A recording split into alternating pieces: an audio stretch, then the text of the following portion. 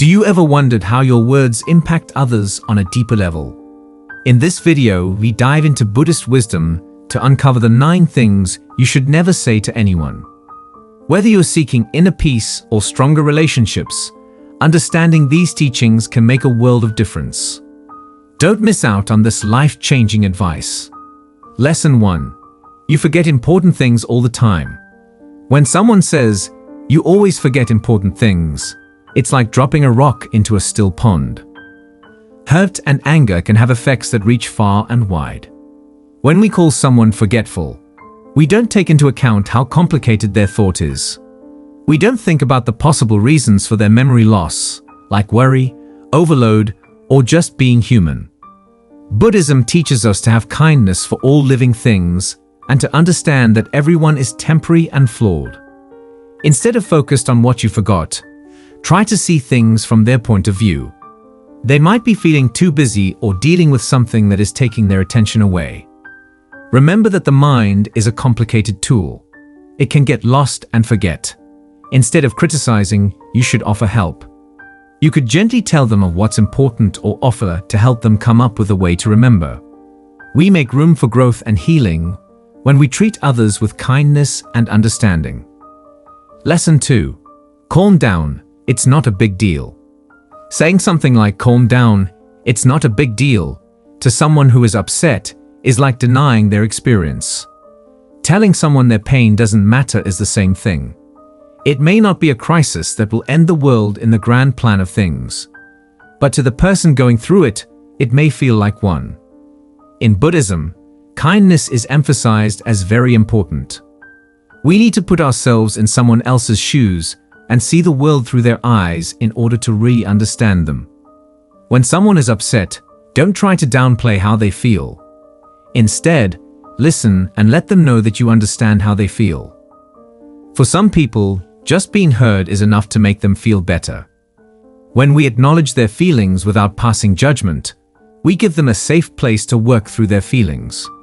Remember that everyone has a valid story. Lesson 3. I told you so.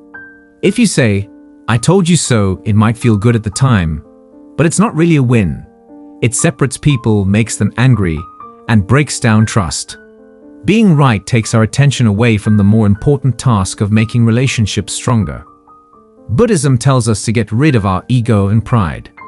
We shouldn't take pride in our own wisdom. Instead, we should work to help and inspire others. You should help and guide someone when they make a mistake instead of telling them they're wrong. Everybody messes up sometimes. It's a normal thing for people to feel. We build a culture of learning and growth by being kind and understanding when people make mistakes. Don't forget that the point is not to show how smart you are, but to help other people learn and grow. Lesson 4. You're overreacting. If you tell someone they're exaggerating, you're ignoring how they feel. It means that their feelings aren't real or are too strong. In fact, each person has a different emotional limit. Something that seems small to one person could be a big problem for someone else. Buddhism teaches us to understand and care about other people. Every person's pain is real because we are all linked. When someone is upset, don't judge how they're acting. Instead, listen to them and make sure they feel safe enough to talk about how they feel. Remember that feelings are a normal part of being human. They're not right or wrong. When we validate someone's feelings, we help them know that we see and understand them. Just letting someone know that you understand how they feel can help them calm down. Lesson 5. You always complain. Calling someone a complainer is a way to stop talking to them. It means that their worries are not real or important. People may feel alone and angry because of this. Problems and annoyances happen to everyone. It makes sense to want to tell other people about these events. Buddhism stresses how important it is to communicate with awareness. Listen with an open heart when someone talks about their worries. Try to see things from their point of view without judging them. They might be looking for help, advice, or just someone to listen. The Buddha taught the 4 Noble Truths, which explain why people struggle and how to get free from it. The first truth is understanding dukkha, which is sometimes translated as suffering, but is more correctly used to mean discontent, anger, and unease. People often show a form of dukkha when they are complaining. We don't have to brush off their worries. Instead, we can see them as a chance to show kindness and understanding. The second noble truth is samudaya, which means the cause of pain. Complaints can come from being attached to wants or dislikes. We can better help people if we know what's really going on with these issues. For instance, if someone is always complaining about their job, it could mean that they are unhappy or don't think their work is respected. We can help them find answers and make changes that last by looking into these deeper problems. Nirodha, or the end of pain, is the third noble truth. To do this, you have to let go of ties and work on being wise and kind. People can get relief from their pain when we listen to them with an open heart. We help their general health and happiness by being there for them and understanding. The road to the end of suffering, or magga, is the fourth noble truth. To do this, you need to practice being thoughtful, wise, and kind. When we work on these traits, we can be kind and understanding to others, even when they are complaining. Instead of focusing on the bad things, try to see what you really need. They might be feeling too busy, stressed, or alone. We can provide better help if we deal with the main reason for the complaint. Don't forget that everyone has the right to be heard. We can change how we treat other people by following the lessons of the Four Noble Truths. We don't have to be defensive when people complain. Instead, we can reply with understanding and knowledge. This sets the stage for better interactions and more peace of mind. Lesson 6. You should just get over it. You can't tell someone to just get over it if you want them to feel good. Broken hearts, grief, and loss are complicated feelings that need time to work through. Ignoring someone's pain can make them feel alone and make their pain worse. Buddhism gives us deep understandings of what pain is. In line with the Four Noble Truths, pain is an inevitable part of being human. It comes from being attached to things that don't last.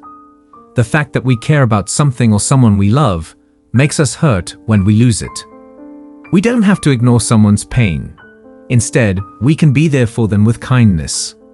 Buddhism stresses how important metta, or loving kindness, is. By showing loving kindness to ourselves and others, we make a space where mending can happen. Another important idea is anicca, which means transience. Life is full of changes. Death and dying are normal parts of life. Through knowing that everything changes, we can learn to accept loss more fully. Vipassana meditation is another thing that Buddhism teaches. This type of meditation includes watching your mind and body without judging them. By doing this, we can better understand what causes our pain and become stronger. When someone is suffering, tell them to take care of themselves, ask for help from friends and family, and give themselves the time and space they need to heal.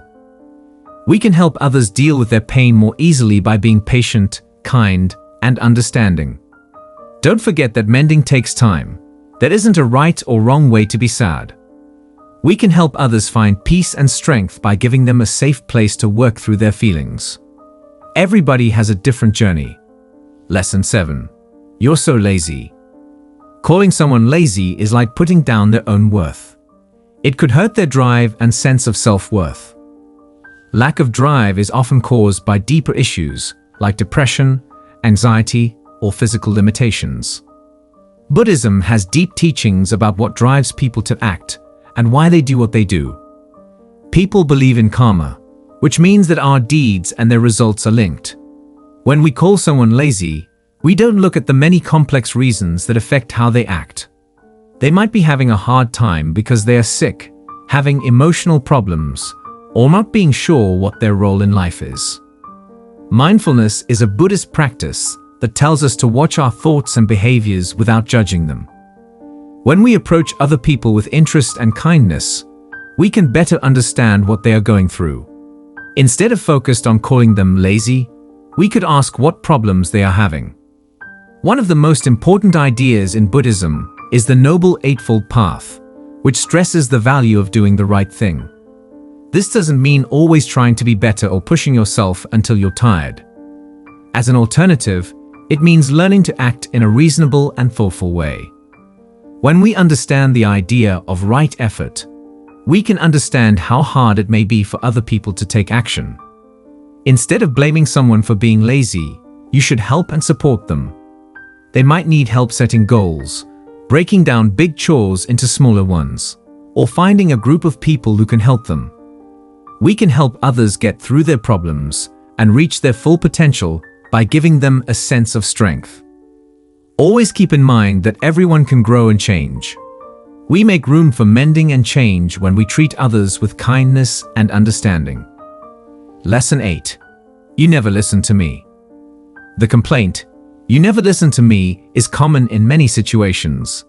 It can lead to a strong feeling of loneliness and anger. It's normal to get angry and pull away when we don't feel heard.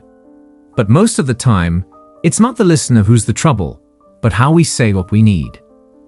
Buddhism stresses how important it is to communicate with awareness. It's not enough to just say what we think.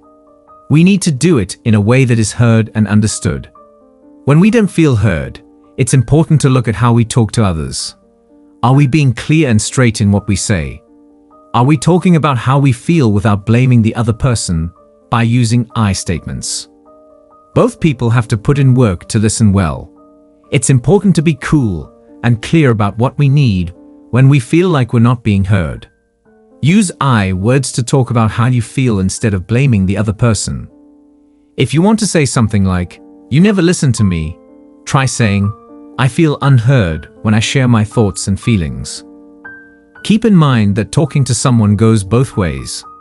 Not only does active listening mean hearing the words, but it also means knowing how the speaker feels. Try to picture yourself in someone else's shoes when they talk. What are they attempting to say? What do they want and what do they need? By truly caring about and understanding others, we make it safe for them to talk to us in an open and honest way. It's also important to pay attention to how we listen. When someone talks, are we really there? Are our phones or other things taking our attention away? Giving someone our full attention shows that we care about what they have to say. It takes practice to communicate clearly. You should feel free to mess up and learn from them. We can make our relationships better and more satisfying by being kind, patient, and understanding when we talk to each other. Don't forget that the point is not to win a fight, but to get to know the other person better. People can build trust and respect by listening with empathy and reacting with compassion. Lesson 9. You're too sensitive. Telling someone they are too sensitive is like denying how they feel. It means that their thoughts are too strong or not justified. Emotional limits are different for everyone. Some things that seem small to one person may be very terrible to someone else. Buddhism teaches us to be more empathetic and kind. View the world through the eyes of the other person. It's possible that they are sensitive for a reason. Being sensitive often means that you care about other people. These are traits that make our relationships and lives better. We build a stronger bond with someone when we respect their feelings. It's important to know the difference between being sensitive and reacting. Sensitivity means being able to recognize and understand feelings, while reactivity means acting on emotions without thinking. If someone is having trouble with reactivity, help them come up with healthier ways to deal with things. Remember that everyone has the right to feel what they're feeling without being judged. By giving people a safe place to talk, we help them connect with each other more deeply. By telling someone they are too sensitive, we are telling them to hide a normal part of who they are. This can make you feel alone, ashamed, and have low self-esteem. Don't brush off their feelings. Instead, acknowledge what they're going through. Tell them that you understand how they feel and that you care about it. We can help sensitive people become more resilient and emotionally intelligent by being kind and understanding to them. Remember that everyone is growing and improving at their own pace. We can make the world a better place to live by knowing how our words affect others. Let's use our words to heal, inspire, and lift each other up.